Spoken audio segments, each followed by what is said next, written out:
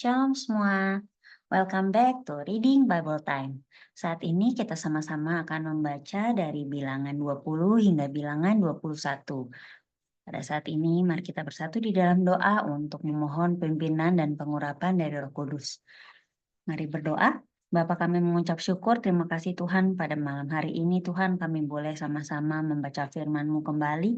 Kami mau melanjutkan pembacaan kami ya Bapa, biarlah Tuhan pimpin supaya kami boleh semakin dekat lagi kepadamu, Kau pimpin kami, supaya kami boleh mengerti firman-Mu, biar Roh Kudus-Mu Tuhan boleh mengurapi, menuntun kami, sehingga apa yang kami baca ini Tuhan boleh kami terima, dan boleh Tuhan menjadi damai dalam kehidupan kami. Hanya dalam nama Tuhan Kristus kami telah berdoa, amin. Oke, pembacaan kita hari ini dari bilangan 20 dan 21. Bilangan 20. Miriam mati. Kemudian sampailah orang Israel, yakni segenap umat itu, ke padang gurun Zin. Dalam bulan pertama, lalu tinggallah bangsa itu di Kadesh. Matilah Miriam di situ dan dikuburkan di situ. Dosa Musa dan Harun.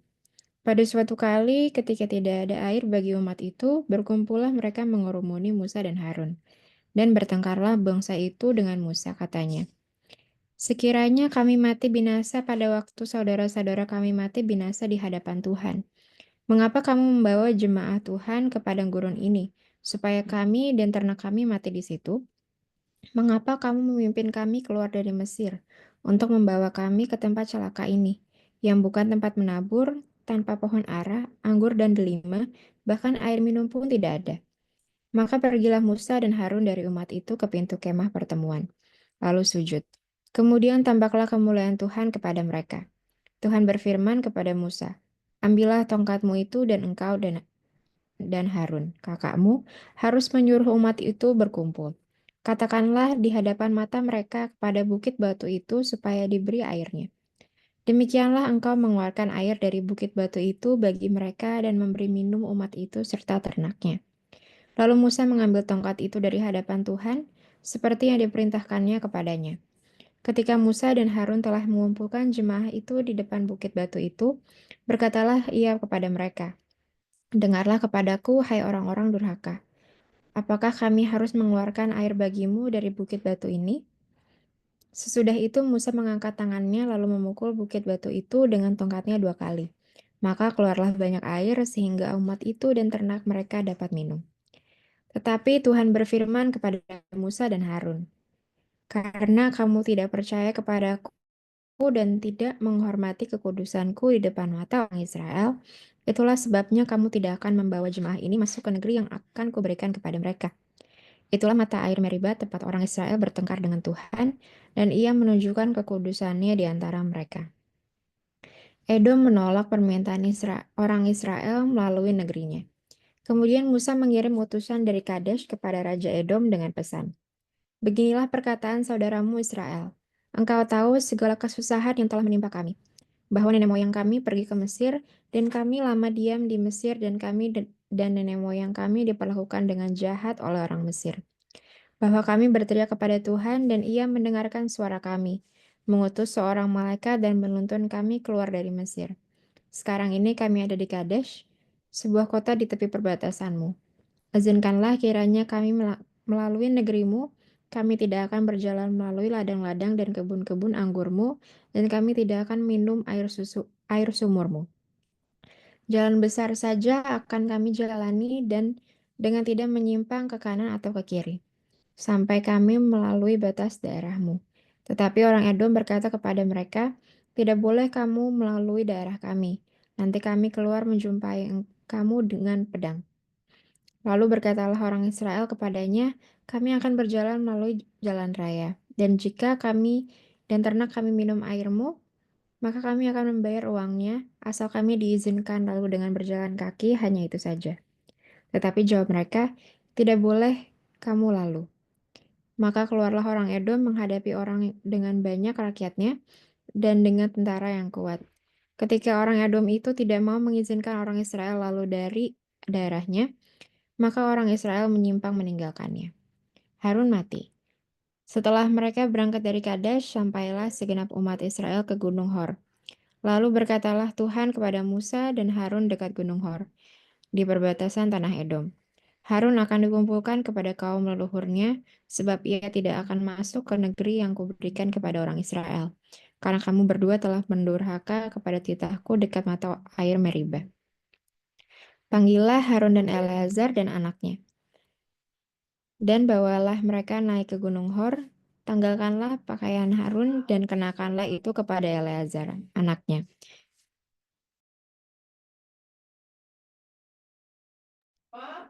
Tanggalkanlah pakaian Harun dan kenakanlah itu kepada Eleazar, anaknya.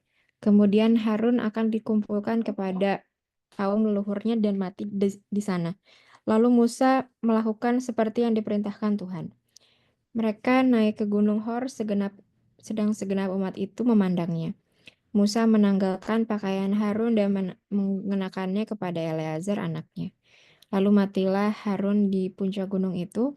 Kemudian Musa dengan Eleazar turun dari gunung itu. Ketika segenap umat itu melihat bahwa Harun telah mati, maka seluruh orang Israel menangisi Harun 30 hari lamanya. Bilangan 21. Peperangan dekat Horma. Raja negeri Arad, orang Kanaan yang tinggal di tanah Negeb, mendengar bahwa Israel datang dari jalan Atarim. Lalu ia berperang melawan Israel dan diangkutnya beberapa orang tawanan daripada mereka. Maka bernazarlah orang Israel kepada Tuhan, katanya, "Jika engkau serahkan bangsa ini sama sekali ke dalam tangan kami akan menumpas kota-kota mereka sampai binasa." Tuhan mendengarkan permintaan orang Israel, lalu menyerahkan orang Kanaan itu, kemudian orang-orang itu dan kota-kotanya ditumpas sampai binasa. Itulah sebabnya tempat itu dinamai Horma, ular tembaga.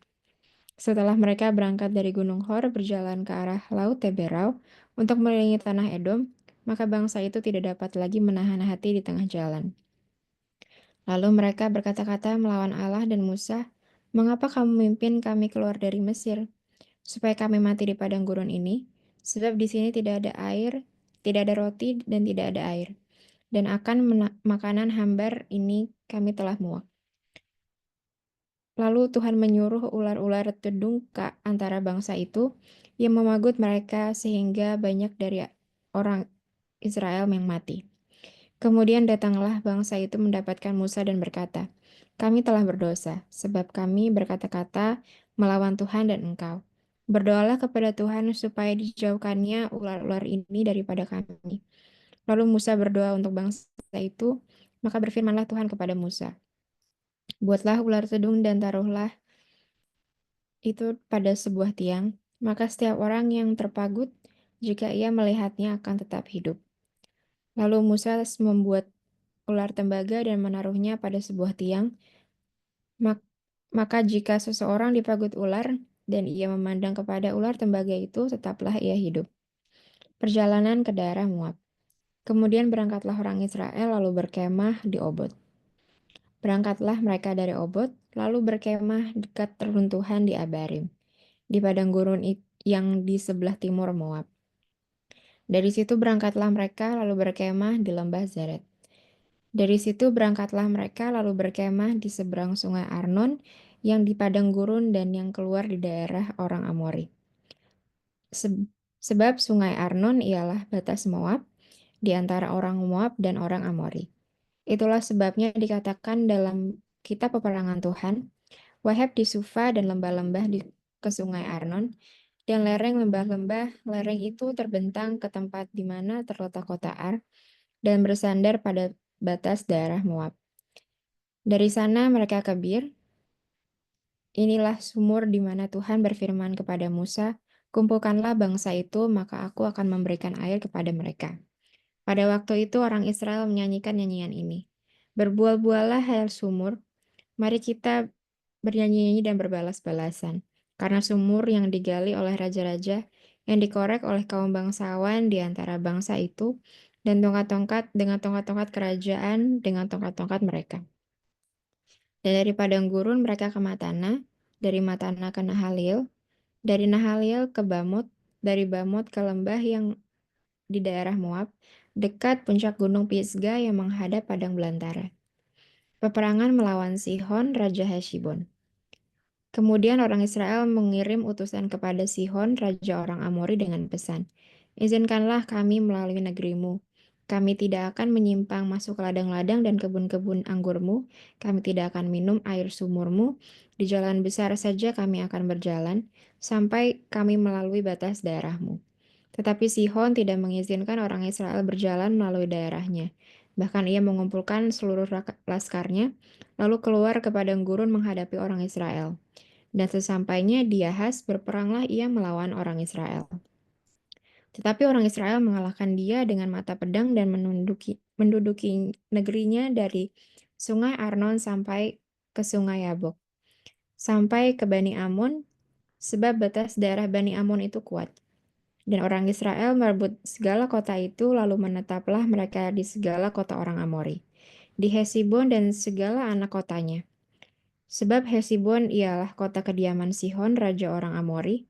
Raja ini tadinya berperang melawan raja Moab yang lalu, dan merebut dari tangannya seluruh negerinya sampai ke sungai Arnon.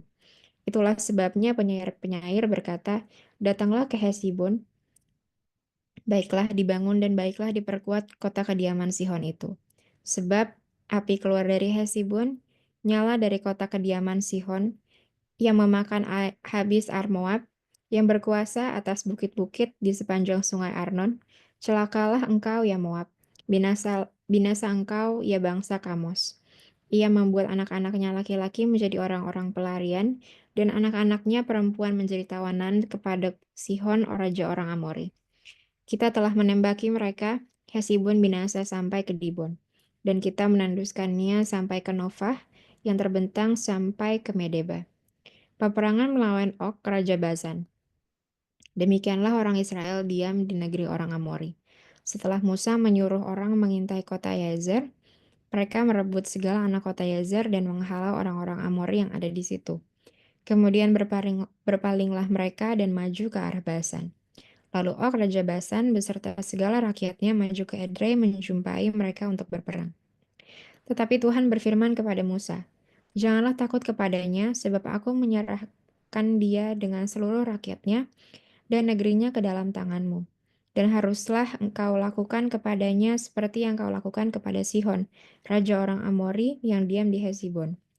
Maka mereka mengalahkan dia dan anak-anaknya dan seluruh rakyatnya, sehingga seorang pun dari mereka tidak ada yang dibiarkannya lepas. Lalu mereka menduduki, menduduki negerinya. Demikian pembacaan pada hari ini. Thank you, Untuk Kristal, sudah boleh memandu kita semua. Boleh dong sharing. Oke, sebenarnya yang mau aku highlight itu dari bilangan 20. Terkhususnya di ayat 12 yang di situ di mana Tuhan yang memberikan firman kepada Musa dan Harun, dan di situ Tuhan mengatakan kalau misalnya Musa dan Harun itu tidak percaya kepada Tuhan dan mereka tidak menghormati kekudusan Tuhan di depan mata orang Israel. Maka dari itu em, Musa dan Harun pun tidak akan membawa jemaah masuk ke negeri yang akan diberikan kepada mereka oleh Tuhan. Di sini kan kita baca kalau Tuhan itu marah kepada Musa dan Harun karena mereka itu tidak percaya dan tidak menghormati kekudusan Tuhan kan. Nah, di sini sebagai pemimpin dan imam pun kita seharusnya lihat kalau Musa dan Harun itu harusnya tahu bagaimana harus bertindak dan bersikap di hadapan umat Tuhan, lalu serta memberi teladan sama mereka. Nah, ini kan kalau kita baca ceritanya Musa dan Harun itu lebih ke marah dan kepada bangsa Israel karena mereka udah bersungut-sungut. Nah, akhirnya mereka menuduh Musa dan Harun memiliki niat yang nggak baik. Nah, di situ Musa dan Harun pun juga marah karena bangsa Israel pun bersungut-sungut sehingga mereka melakukan sebuah kesalahan di hadapan Tuhan gitu.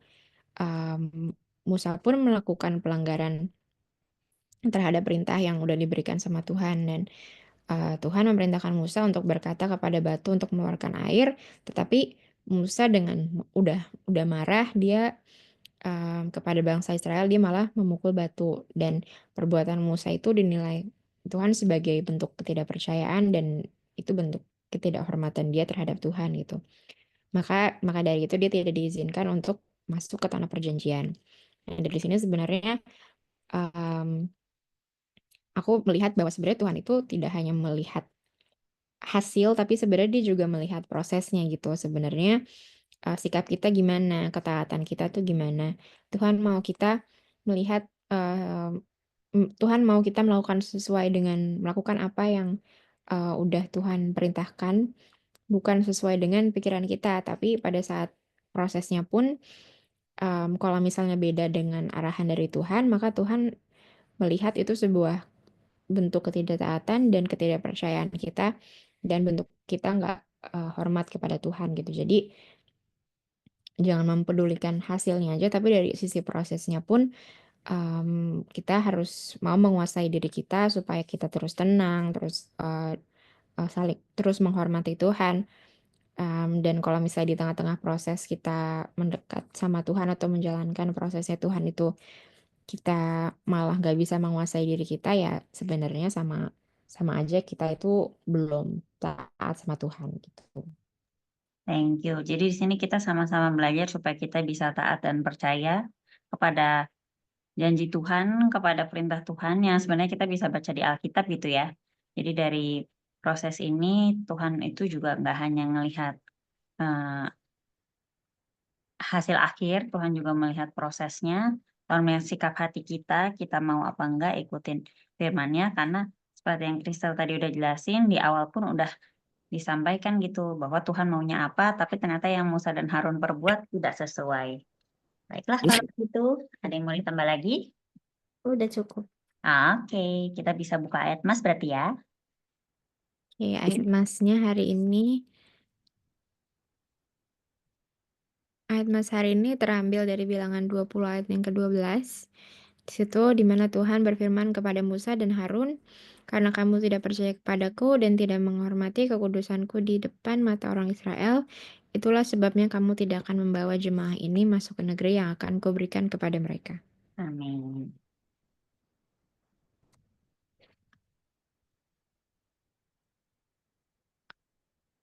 Oke, mari kita satu dalam doa. Tuhan Yesus, terima kasih atas firman yang boleh kami baca pada hari ini, Tuhan. Kiranya apa yang kami baca dan kami sudah sharingkan satu sama lain bisa menjadi berkat buat kami dan bisa menjadi bekal buat kami bertindak dan juga berpikir di kedepannya, Tuhan. Terima kasih Tuhan, dalam nama Tuhan Yesus kami berdoa dan mengucap syukur. Amin. Amin. Terima kasih Kristal. Baik semuanya, terima kasih telah mendengarkan sesi Reading Bible Time pada malam hari ini. Kami tunggu besok boleh bergabung lagi di dalam sesi Reading Bible Time berikutnya, yaitu kita akan sama-sama membaca bilangan 22 hingga bilangan 23. Nanti boleh juga Bapak Ibu, sahabat-sahabat, rekan semua melihat kepada sosial media kami, yaitu dari dwelling_youth di Instagram, atau juga kami yang dipayungi oleh GBI Dwelling ada di @gbi_dwelling di Instagram. Terima kasih untuk perhatiannya. Tuhan Yesus memberkati. Sampai jumpa.